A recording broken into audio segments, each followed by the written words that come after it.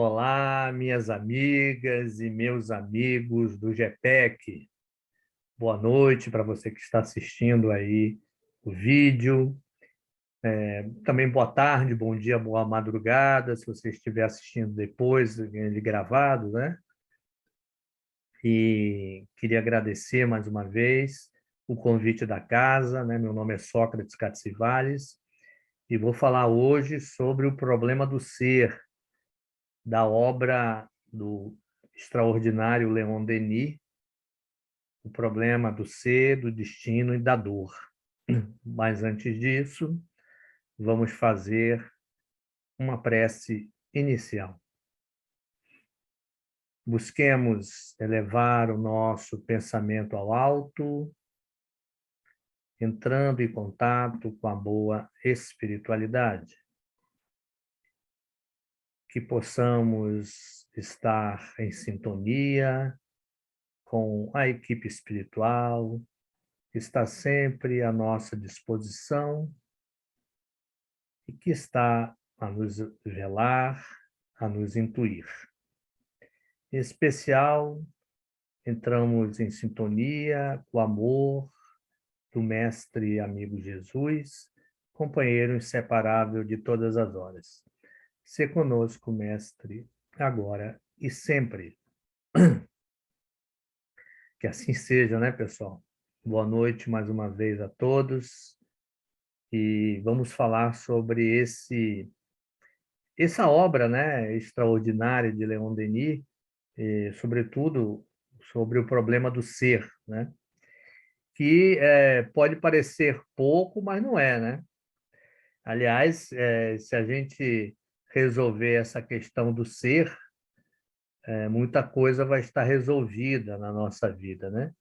Porque o ser é o espírito, né? O ser somos nós. E como é difícil definir, né? Tem uma, tem uma atividade que eu faço, né, com alguns alunos, seja em turmas, seja em turmas de espiritismo ou até fora do espiritismo mesmo, que eu faço uma atividade assim, eu pergunto para as pessoas o seguinte: quem é você? Quem é você, né? Pode ser uma pergunta aparentemente simples, né? Mas ela tem um poder muito grande. E as pessoas, assim, por exemplo, começam a responder: ah, eu sou um pai, eu sou uma mãe, né? Eu sou um filho, eu sou um irmão. Mas eu continuo, né? Continuo a perguntar: quem é você? Aí algumas pessoas falam: não, eu sou um professor, eu sou um advogado, um engenheiro, né? Uma professora, uma médica. Mas aí eu pergunto: olha, eu não quero saber, né? Eu digo, eu não quero saber qual é o seu papel na sociedade, a sua profissão. Eu quero saber quem é você. E aí a pessoa fala assim, algumas pessoas aí, sobretudo que já está há um tempo na doutrina, fala assim: ah, eu sou um espírito imortal, né? Aí eu continuo a pergunta: sim, espírito imortal, mas quem é você? E as pessoas ficam meio incomodadas, né, com aquilo ali, tentando responder. Aí eu digo: olha, o que é importante nesse caso não é nem a resposta, mas sim a pergunta, continuar a se perguntar, né? Quem eu sou? Eu sou um espírito, como, né, um espírito imortal, sim, mas como é que isso funciona? Quem eu sou, né? Qual é a minha essência? Será que eu tenho a consciência completa da minha situação? Será que eu tenho a certeza da minha imortalidade? Porque uma coisa é a gente entender, né? Nós espíritas que já estamos aí há algum tempo na doutrina, nós estudamos o livro dos Espíritos, estudamos o livro dos Médiuns, estudamos o Evangelho segundo o Espiritismo, participamos de grupos de estudos sobre a Gênese, sobre o céu e o inferno. Aí vamos lá estudar as obras de André Luiz, as obras de Emmanuel, de Joana de Ângeles, né? Vamos estudando, né? As obras de Leon Denis. E Leon Denis, inclusive, é considerado o sucessor de Allan Kardec, né? Mas nós podemos até definir o que é o espírito, né? Que é algo que eu vou passear aqui, né, sobre essa definição, sobre os conceitos e tal. Mas será que a gente se percebe como espírito imortal mesmo? Ou é só da boca para fora, né? Algo para refletir. No livro, né, O Problema do Ser, do Destino e da Dor, Leon Denis traz, no capítulo 3, logo no início, né, do capítulo 3, o seguinte texto, a seguinte colocação. O primeiro problema que se apresenta ao pensamento é o do próprio pensamento, ou antes do ser pensante.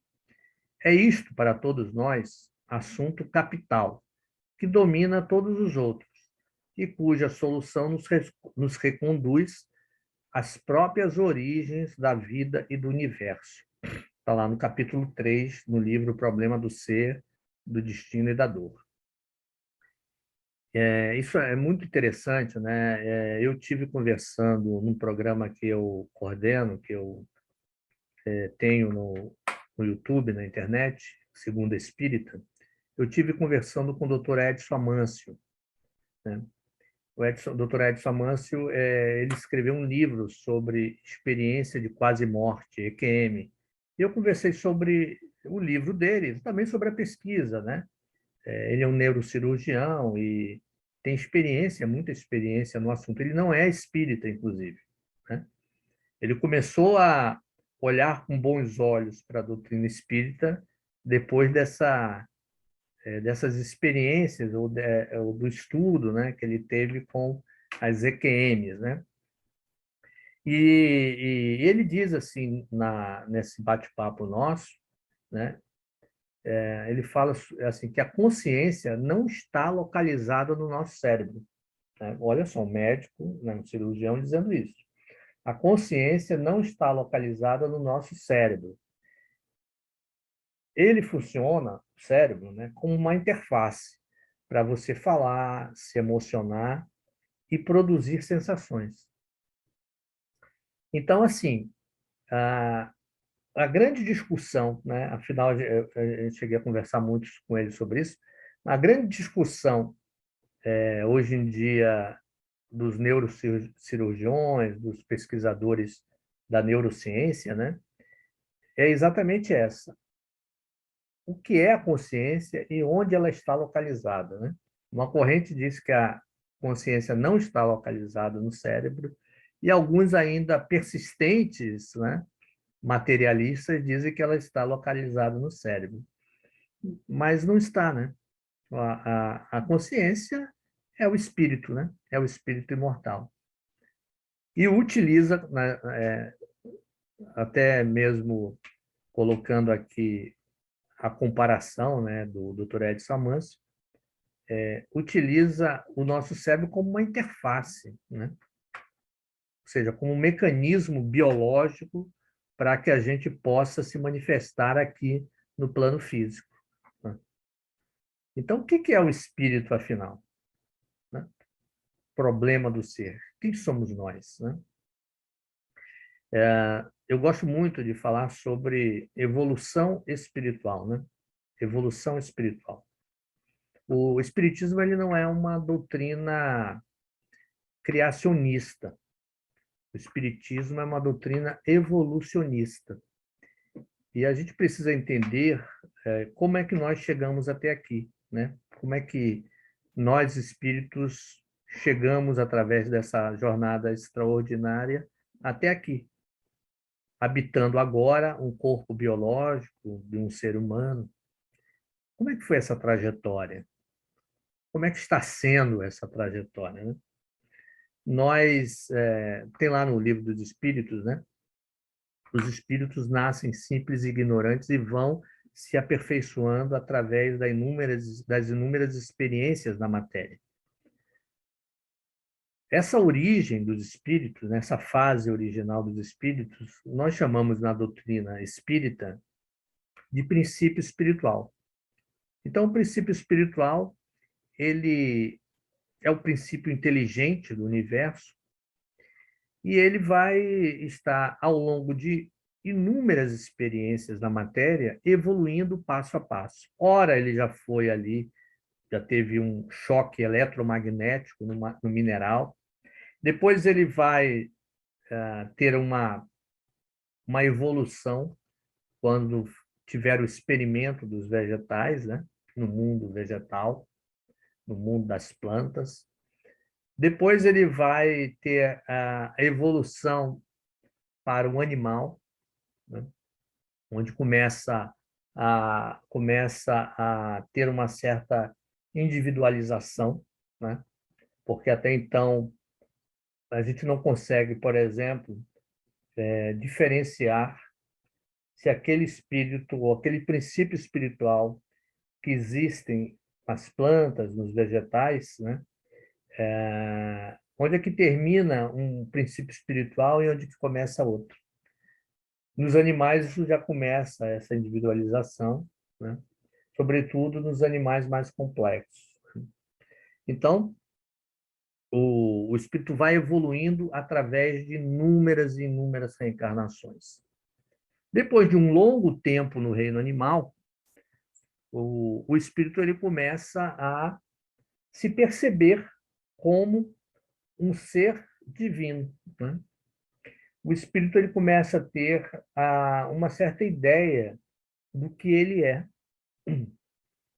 Ele começa a entender a importância do seu livre arbítrio.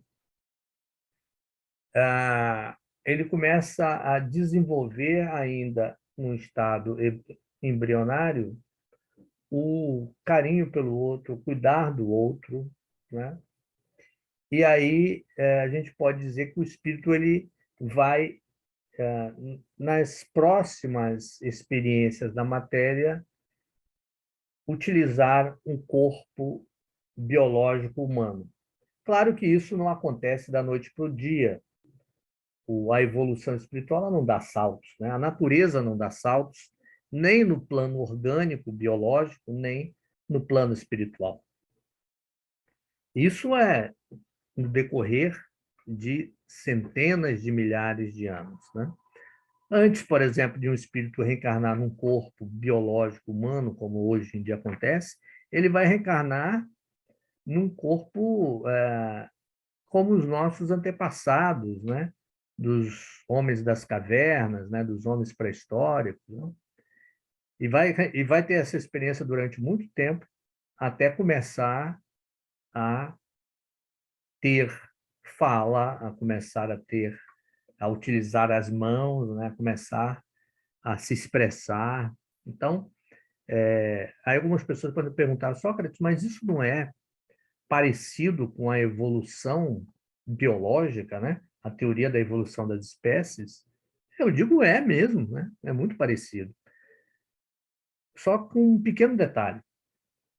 É o espírito que influencia a matéria no desenvolvimento, na evolução espiritual e orgânica. Então, são as necessidades do espírito que vai lá, né, na matéria e faz a modificação. A modificação ou a evolução de um corpo biológico atende às necessidades espirituais daquele espírito, daquele ser espiritual, daquele princípio espiritual, e no nosso caso, espírito, né? É claro que nós utilizamos ao longo dessas inúmeras reencarnações um agente, né, intermediário entre o espírito e a matéria, né? Esse agente intermediário ele é responsável por aglutinar todas essas experiências, né, fazer com que a gente aprendesse durante todas essas inúmeras reencarnações e, e que nós pudéssemos também nos expressar quando não estivéssemos na matéria, né? Nós chamamos esse corpo de perispírito, né? No espiritismo existe um corpo, né? Nós entendemos que existe um corpo espiritual que nós chamamos de perispírito, e o perispírito ele é esse agente, né?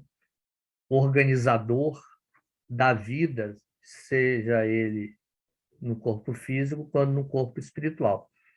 Quando a gente desencarna, por exemplo, muitas pessoas falam assim, quando a gente desencarna, a gente partiu, né? A pessoa partiu. Não, a pessoa... Eu prefiro usar um outro termo. Eu gosto de dizer assim, quando a pessoa desencarna, ela voltou, né? Quando a pessoa desencarna, ela voltou, ela retornou ao ponto original, né? Ela retornou ao verdadeiro lar, ao seu verdadeiro lar, que é o plano espiritual. A essa dimensão, né, do espírito. Então, quando isso acontece, nós atuamos no plano espiritual através do perispírito, né? Então, o perispírito, ele é tanto o corpo que nós vamos utilizar quando estivermos no plano espiritual, quanto ele também é um modelo que vai organizar biologicamente aquele corpo, ou seja, esse que nós estamos aqui. Então, isso já aconteceu, obviamente, no momento da fecundação daquele embrião. Então, quando nós reencarnamos, o perispírito vai colocar naquele embrião, vai imprimir naquele embrião as necessidades evolutivas do ser. Com isso, nós carregamos uma herança espiritual, né, de inúmeras experiências nossas. É claro que, para efeito nosso de aprendizado, a gente não vai ficar se remetendo aqui à nossa fase anterior à humanidade, né, ao ser humano. Nos faz sentido, e o aprendizado agora está relacionado com as nossas fases humanas, né, com as nossas diversas reencarnações, que não foram poucas, como ser humano.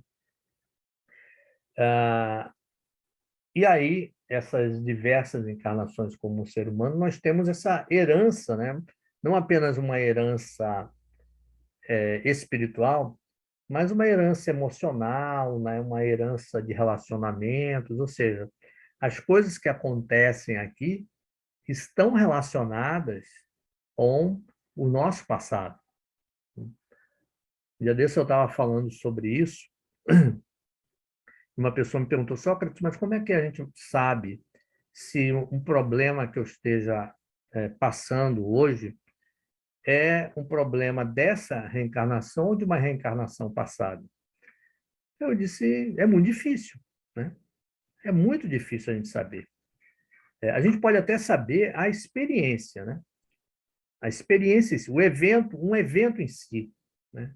Por exemplo, eu posso dizer assim, eu tenho a pessoa pode reencarnar, por exemplo, com um trauma de água, por exemplo, de mergulhar numa praia, num rio, numa piscina, e ela descobrir que aquilo ali, que aquele trauma é em função dela ter desencarnado numa vida anterior por causa disso, afogada, né?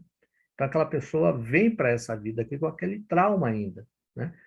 Isso acontece com todo mundo que morreu afogado numa encarnação passada? Não, né? É porque aquela pessoa ainda não resolveu aquele trauma, né? Mas ela volta com aquilo ali. Isso pode até ser, né? Pode até ser. É mais fácil a gente identificar, né, um trauma nessa situação, porque foi um evento traumático. Mas, assim, por exemplo, a pessoa tem medo das coisas. Como é que você vai saber a origem dos medos que aparentemente não são tão explicados assim? Isso tem explicações inúmeras, inúmeras vidas nossas, porque nós somos um produto dessas nossas inúmeras vidas, né? Então, é importante que a gente entenda isso, né? Nós não somos apenas um corpo biológico que possui um espírito, né, ou que possui uma alma, não.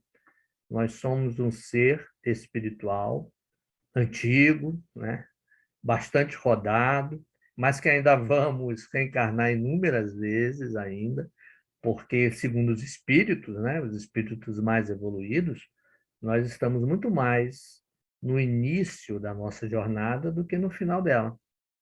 Então, precisamos ainda reencarnar muito para chegarmos no final da nossa jornada, que vai ser, que é a finalidade de todos nós sermos espíritos puros, né? Espíritos de luz. Ainda falta muito tempo, ainda falta muitas reencarnações, né? Então nós ainda estamos nessa dicotomia, né? Entre o ser biológico e o ser humano, o ser profundo, a consciência profunda, né? A gente ainda não teve essa evolução, né? Essa fase evolutiva de chegarmos, assim como eu disse no início, e afirmarmos: eu sou um ser imortal, e sentirmos isso, né? Eu sou um espírito imortal. Trazer isso para a consciência, né? A gente ainda não tem isso de uma maneira natural. A gente pode até sentir, perceber, né, às vezes, mas quando nós entramos nesse processo reencarnatório, nós trazemos de volta uma lembrança muito apegada à matéria, né? Porque nós já tivemos várias experiências nessa. Estamos lá no plano espiritual. Pode até ser que muitos de nós no plano espiritual tenham a consciência mais completa, mais abrangente, né? Mais holística de toda a vida. Mas quando a gente desce aqui, né, no plano físico, que para muitos espíritos, né, é mais difícil reencarnar do que desencarnar, né? A reencarnação é como uma morte para o espírito que é livre, né? Como se fosse uma morte para o espírito que é livre.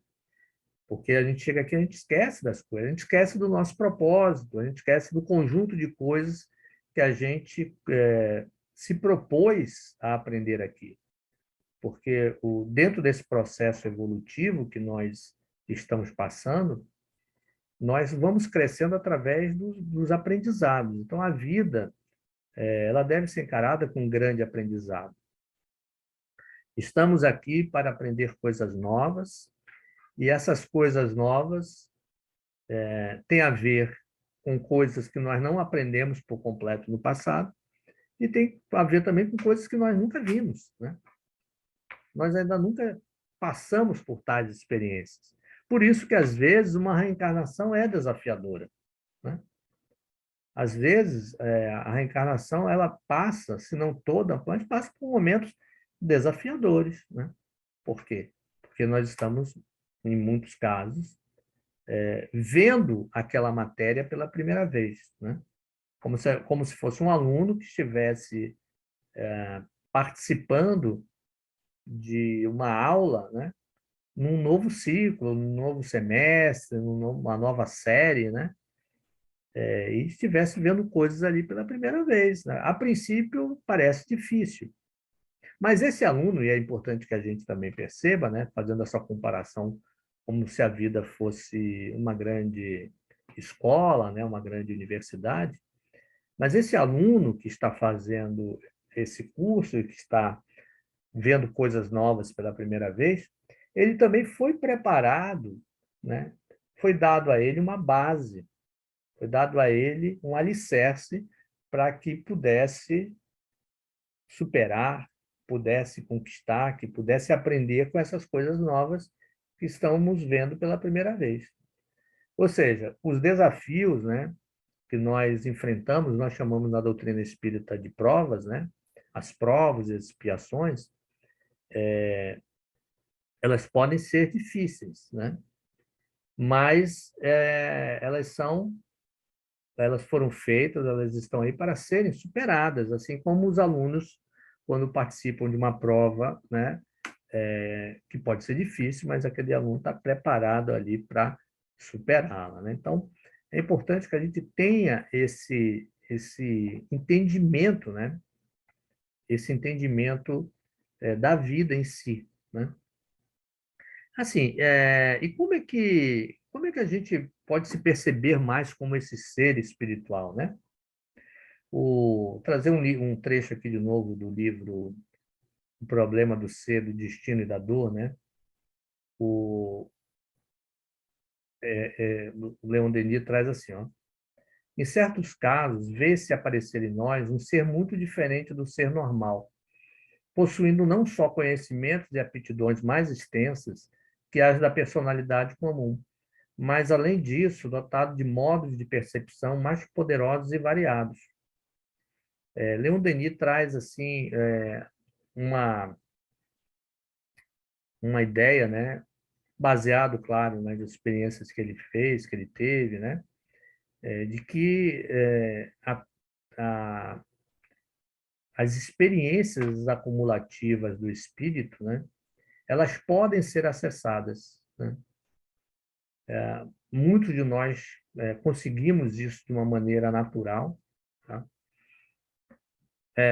Mas muito de nós ainda precisamos também, e até aqueles que conseguem, de certa forma, de uma maneira natural, ainda precisa desenvolver essa aptidão, né, de acessar os nossos conteúdos antigos em prol, em prol do desenvolvimento daquela reencarnação, né?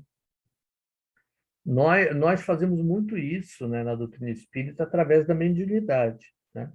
Claro que a mediunidade, o objetivo principal dela é acessar o conteúdo de outras mentes, né? De outros espíritos.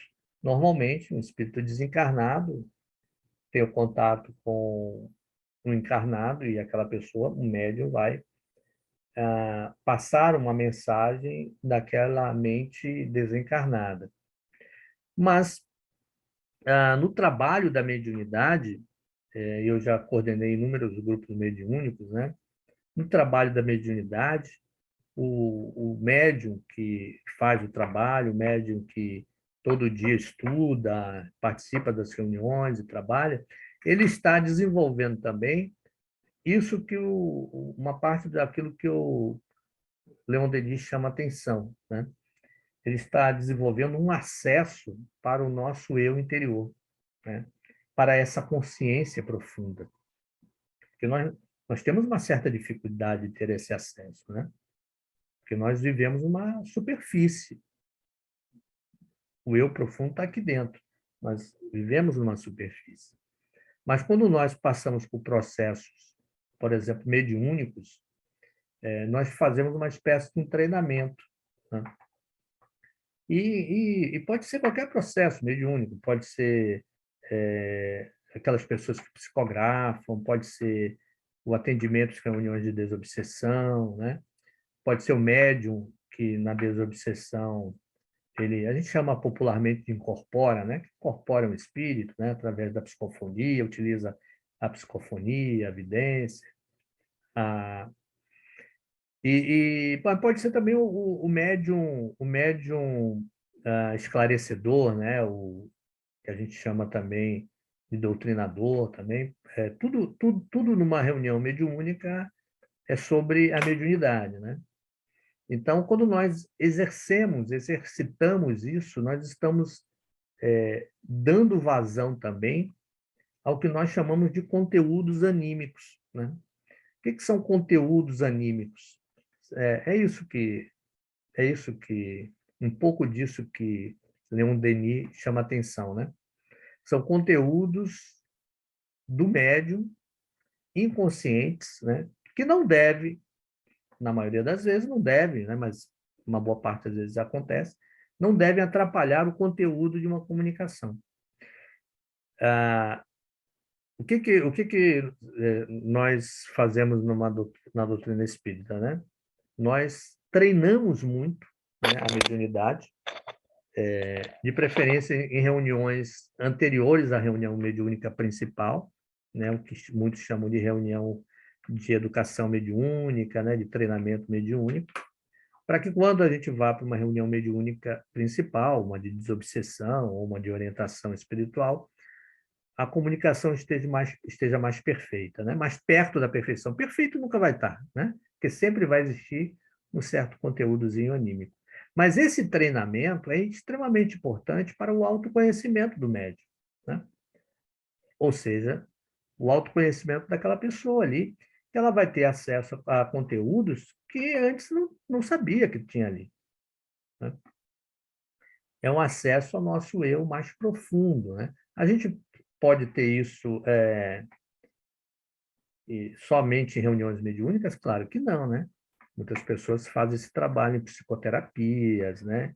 Em retiros espirituais, em meditações, né?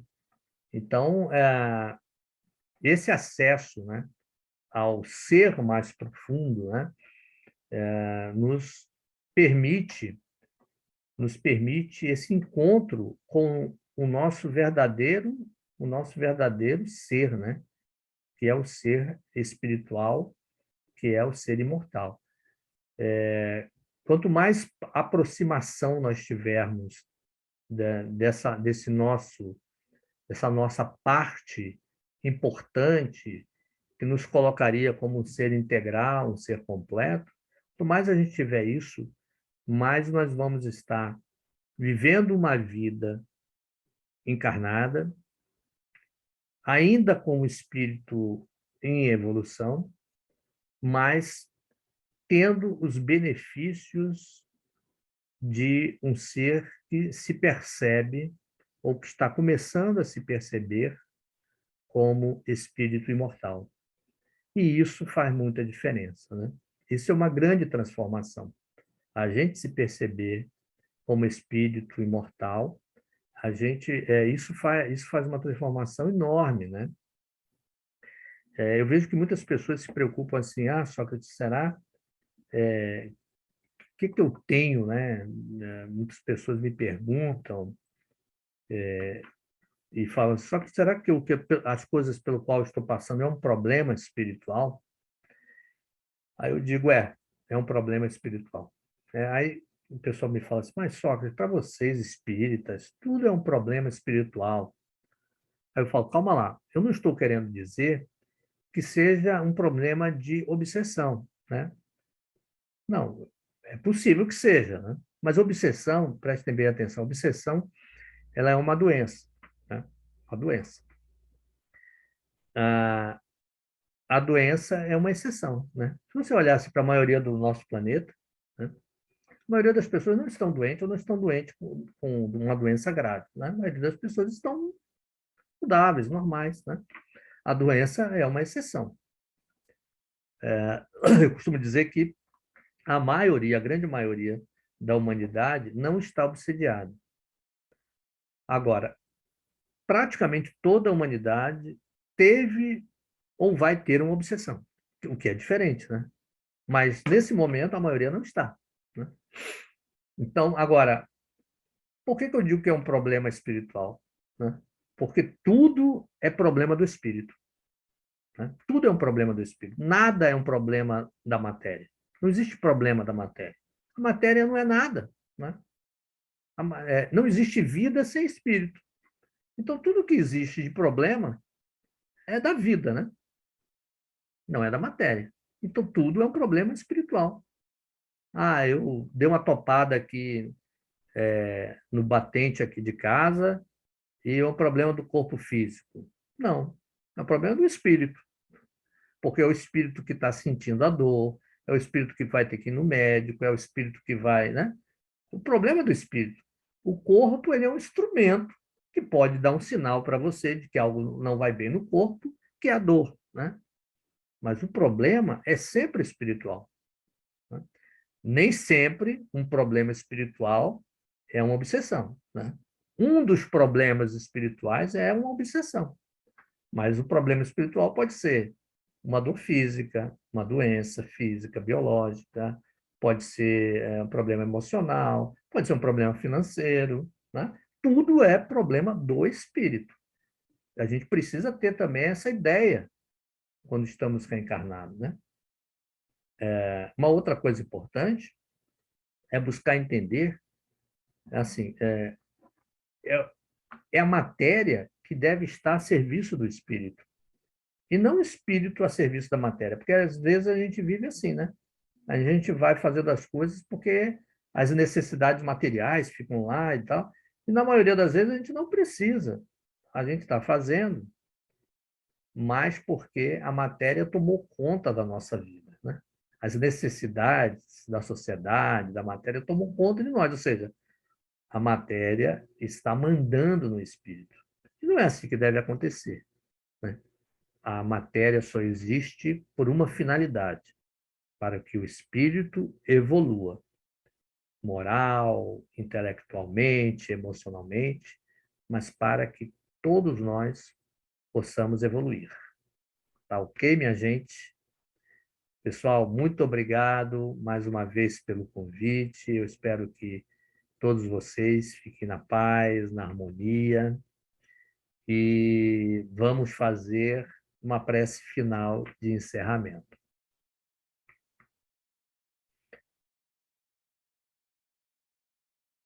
Vamos elevar o nosso pensamento ao alto mais uma vez, entrando em sintonia com a espiritualidade superior.